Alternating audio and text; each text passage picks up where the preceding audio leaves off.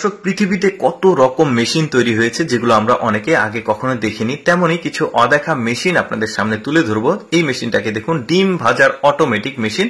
কিভাবে কাজ করে দেখুন। উপরে ট্যাঙ্ক রয়েছে, ট্যাঙ্কের মধ্যে ডিমগুলো দেওয়া হলো, এগুলো ধীরে ধীরে ভেতরে প্রবেশ করে ডিমের খোসাগুলো ফেটে আলাদা হচ্ছে, আর একদিক দিয়ে ডিম ভাজি হয়ে বের হয়ে আসছে। দেখেছেন কি চমৎকার। তারপরে মুরগির মাংস টুকরো টুকরো করা কিছুটা ঝামেলা, তাই এই মেশিনটা তারা তৈরি করছে। আস্ত মুরগি একদিক দিয়ে দিয়েছে, আরেক দিক দিয়ে একদম পিস পিস হয়ে বের হয়েছে।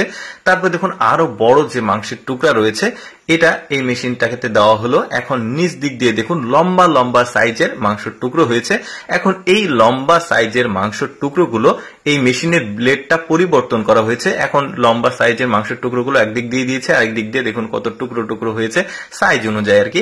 তারপরে পিঠা বা রুটি বা বানানো এগুলোর কিছু মেশিন দেখায়। প্রথমে উপকরণগুলো মেশিনে দেওয়া হয়েছে, একটা আটার দলা তৈরি হলো মিক্সিং হয়ে, ওই আটার দলাটা আরেকটা মেশিনে নিয়ে এসে দেওয়া হয়েছে। এখন এটা একটা চিকন প্রলেপ, পাতলা প্রলেপ তৈরি হচ্ছে, যেহেতু রুটি বা ব্রেড এগুলো বানানোর জন্য পাতলা প্রলেপ প্রয়োজন হয়। এখন ওই পাতলা প্রলেপটা নিয়ে এসে আরেকটা মেশিনে দেওয়া হয়েছে। এখন এটা কিন্তু গোল গোল বলের মতো সাইজ হচ্ছে, দেখতে পাচ্ছেন বেশ চমৎকার। কিন্তু এখন এই গোল গোল বল বল সাইজগুলো আবার সামনে আরেকটা মেশিনে গিয়ে চাপ লেগে এটা আবার রুটির মতো সাইজ হয়ে যাচ্ছে, দেখতে পাচ্ছেন। এখন এগুলো নিয়ে এসে আবার আরেকটা চুলার মতো মেশিন আছে, এখানে দেওয়া হচ্ছে। এখন এগুলো কিন্তু সুন্দরভাবে অটোমেটিক ভাবে তৈরি হয়ে যাচ্ছে। দেখেছেন কি চমৎকার। আসলে মানুষ কতটা আরামপ্রিয় হয়ে গেছে।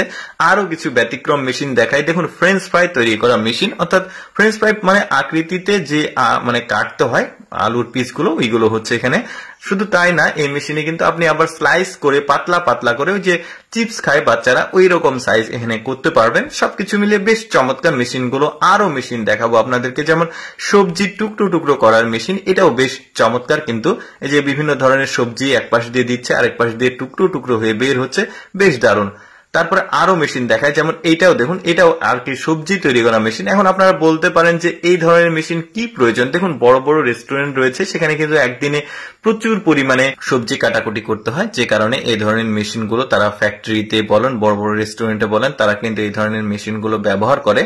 তারপরে এই মেশিনটাকে দেখুন, এই আটা বা বিভিন্ন উপকরণগুলো মেশিনের উপরে ট্যাঙ্কে দেওয়া হলো। এখন ভেতর থেকে গিয়ে যে মোমো পিঠার মতো একটা পিঠা তৈরি হচ্ছে, বেশ দারুণ।